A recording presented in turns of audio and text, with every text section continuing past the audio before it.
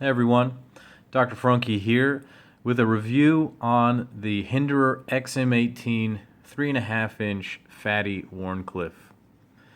So if you follow my channel, you'll know that a few days ago I did the unboxing video on this. I've carried this knife now most of the days in between making that video and today. I did have another new arrival that kind of bumped some pocket time. You've seen the unboxing on this one perhaps in the other video I did on this. But this knife is absolutely awesome, and I've been carrying this as much as possible. And I just want to say this is my very first Hinderer ever, so take that with the understanding when you're watching this video that I'm not a Hinderer expert by any means. All I have owned thus far were the Zero Tolerance 0392 series. I had a 566 as well, but that was my entire Hinderer experience up until buying this knife. So this is a first-time Hinderer owner's experience, and just understand that that's where I'm coming from. So when I got this knife, if you watch the unboxing video, that was really my unboxing of this knife. I wanted to save my reaction until the time that you saw it.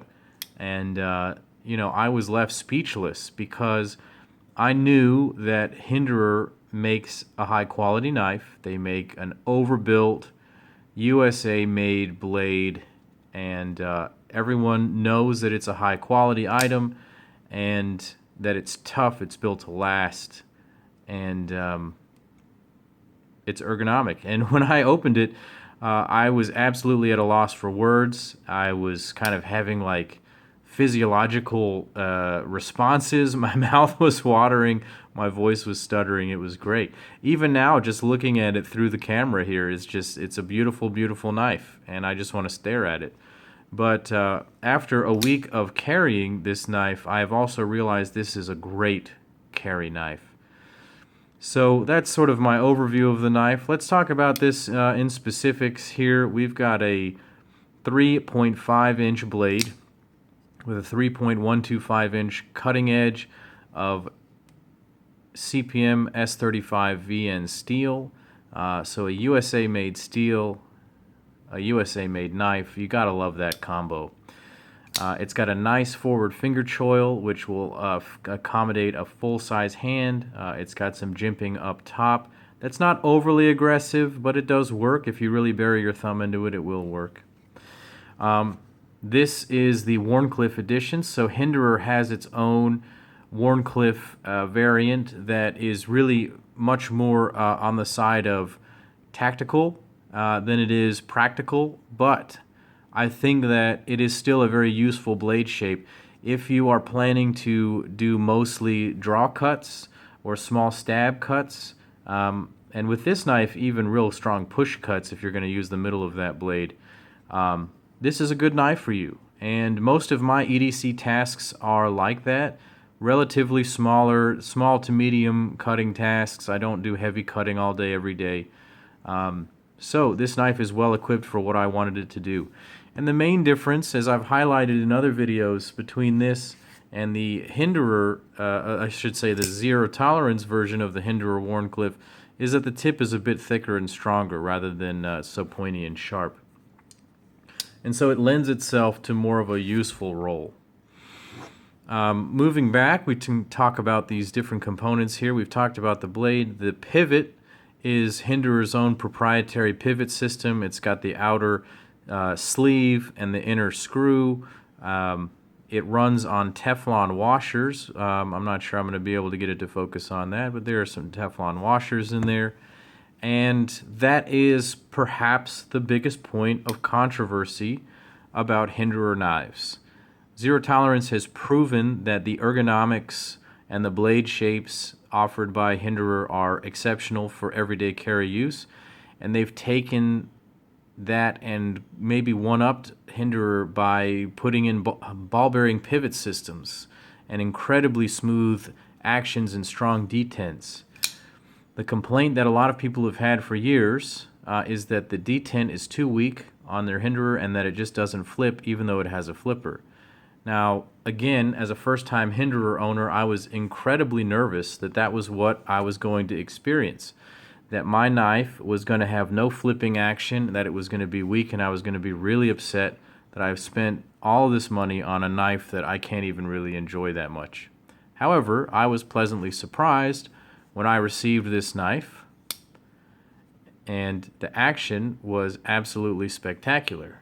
And I'm going to demonstrate that for you. Now, if you'll go back and watch, there's a video by One All's Pub where he talks about how to flip a Hinderer. The same remains true. The jimping is right there on that surface of the flipper tab. So if you put your finger on it, and I like to pretend if you draw a line between the flipper tab and the thumb stud, if you go along that trajectory with your pushing, that knife rockets out. It really comes out as quickly as those ball bearing pivot systems. This is repeatable and reproducible and easy to do. You don't have to flick it with your wrist, although if you do, it gets a really fast lockup, but you can do it from just a seated position, just relaxed. Even in the upward direction, even up towards the sky, it will go out. Now, it's not as smooth totally as the ball bearing system and not as reliable, but that's mostly due to the detent. The detent is still weaker, so in inexperienced hands, it's easy to get, a partial deployment. But in my hands, every single time it fires. And I love the action. It's actually crazy, crazy smooth.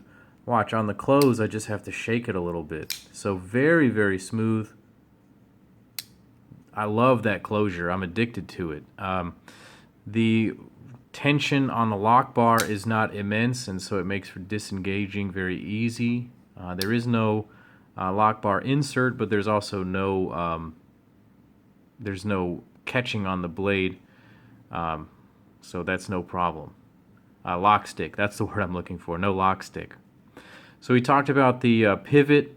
I am a big fan of it. It's thick, it's bulky, and honestly, it's smooth enough. So I can get this thing to fire every time. The handles are awesome. Now, I went for the blue handle version. Not everyone wants this because this does limit you in terms of your customization options. If you went for this plain stonewash, you can basically put any of Rick Hinderer's custom hardware onto that knife and kind of make any kind of a look. But if you have the blue, you are a little bit more limited in terms of how your knife will look nice or not. But when I saw this, I thought that this thing was already customized to the level that I would ever want the knife to be. So I really enjoy the fact that I've got the blue G10 and the blue handle scale and the blue clip, but the rest of the hardware is all silver. It matches the blade color, and I think this thing looks spectacular, and so I wouldn't change a thing about it. There are a lot of options out there for customizing your Hinderer, all the screws, the standoffs, the pivot screw at least, and of course the filler tabs and the clip and the over travel stop disc. All of that can be customized, but I'm going to leave this one stock for now. Maybe the first thing I would change is just the over travel stop disc. Everything else just looks cool on this. The one drawback of getting a fatty edition is that these handle nuts that you see here are unique only to fatties, and they're not really readily available. I tried to look for some to try to customize this knife and couldn't find any. Now, Hinderer makes a series of different variants of these handle nuts with different designs on them, and hopefully with the release of these waves of fatties, they've already done the Harpoon, Tanto, and I think they did a Spanto run as well, that they would start to offer some more of these handle nuts for the fatty editions if they're going to start selling them like that. The handle is extremely ergonomic. It really fits in the hand beautifully. Again, the 3.5-inch blade is my sweet spot for carry. The finger groove right here is nice. To be honest, if it was a little bit farther back, that would be perfect. It seems to be just a hair too forward, although aesthetically I understand that. Functionally it's not quite as perfect. I think that they remedied that with the design on the Eclipse handle, where that finger groove leans back a little bit, makes it an absolute perfect ergonomic knife.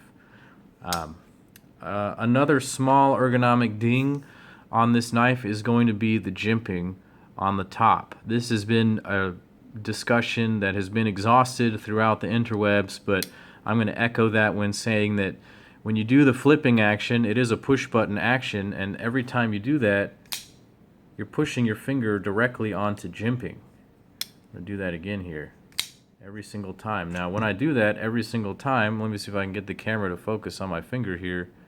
Maybe not. It's not going to. But my finger gets indented every single time, and it hurts a little bit. Not really. It doesn't hurt. It just kind of gets you. I don't know how to describe it. It just kind of bites a little bit.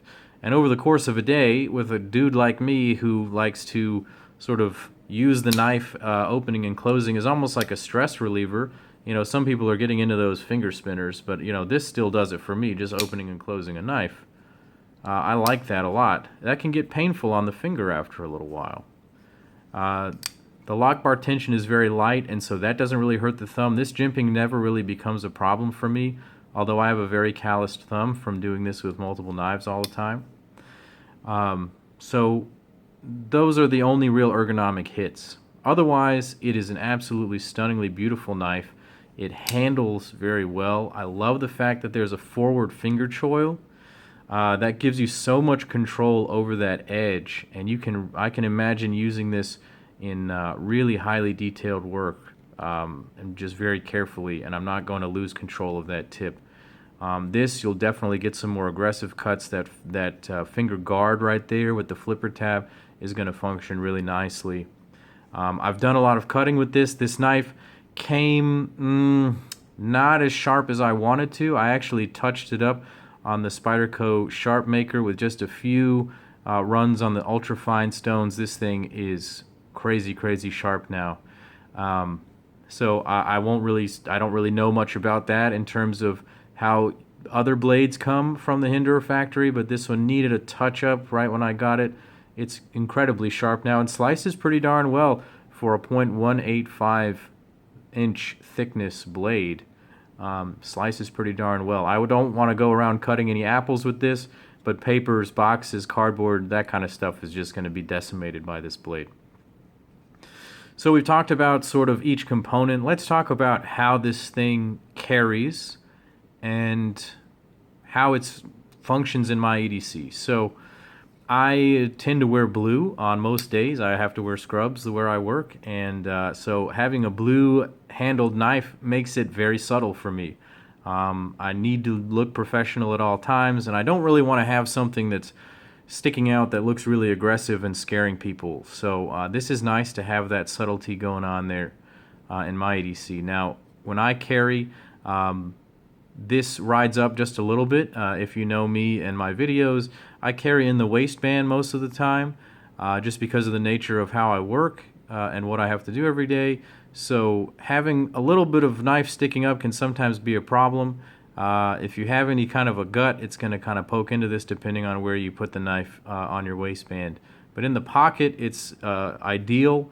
Just enough of the knife is sticking out that you're able to get your finger on those two screws, and that is a tried and true method. You know, Hinderer keeps their clips that way on purpose. I like the way it looks and works. I wouldn't want a deep carry clip on this knife in particular.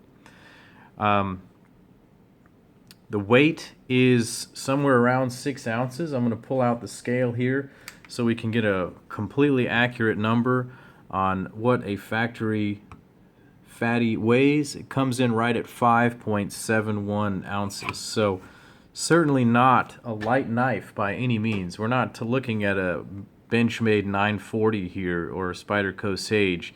This is a tank. And you have to understand that when you put it in the pocket. But at less than 6 ounces, this is still carryable, and I can do that pretty well. But I usually have to pair it with a lighter pocket light, you know, instead of my heaviest pocket light, so I can compensate for the extra weight on this.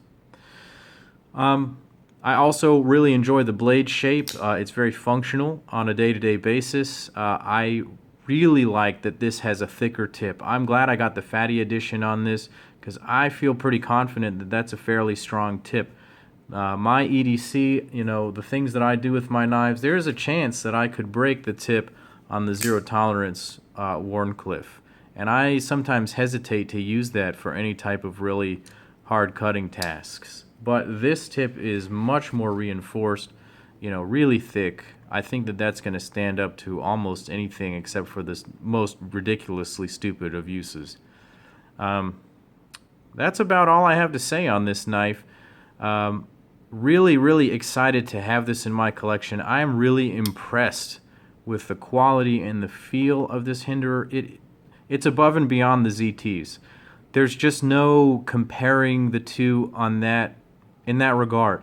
The zero tolerance knives are very nice. They are top of the line and I love them, but there is a soul to this knife that the ZTs I think lack. The ZTs kind of tick all the boxes in terms of the different pieces that somebody wants in a knife only because it meets that criteria, whereas the Hinderer is a Hinderer and it stays that way and they don't change their ways for anybody, and I respect that.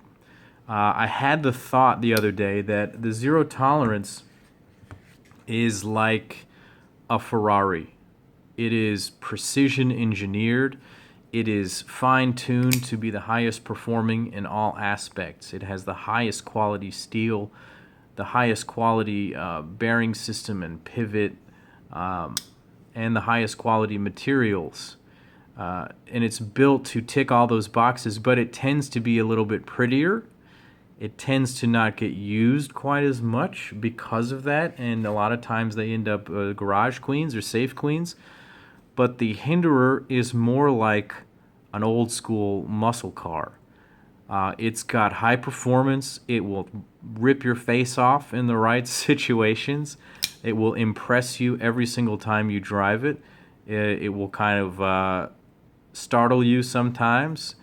And it requires a little bit more attention to use it and to keep it going, if you get what I'm saying. So, say for instance, the action on the zero tolerance is like the paddle shifters. It's just automatic every single time it works. You're never going to mess it up.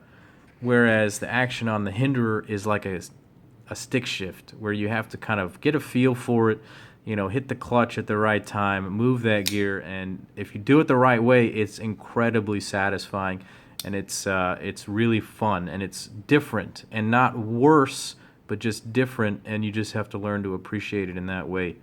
And for that reason, I've already formed a bond with this knife. Some knives you just connect with, some you don't, as with any possession, but with this one, definitely that feeling is there because you have to give it that extra little bit of thought and kind of soul. This just keeps my attention. So I really love this knife. I hope you understand kind of what I'm talking about when I say talk about the things I enjoy about it. If you enjoy my videos, if you like my channel, definitely click like and subscribe. Leave some comments down below for me. What do you think of this Hinderer Fatty Wharncliffe? What do you want to see them make in the fatty editions? Clearly they're going to be doing more and more of these. They're limited runs. You know, clearly they've got the buoy left and the Skinner left. At some point we might see those. That would be cool. I want to see them keep making different variants of this. I love this blue titanium. The bronze looked cool too. You know, one day I might put some custom pieces on this and then make a new video about that. Let me know if you'd like to see that. As always, guys, this is Dr. Frunkey saying take care.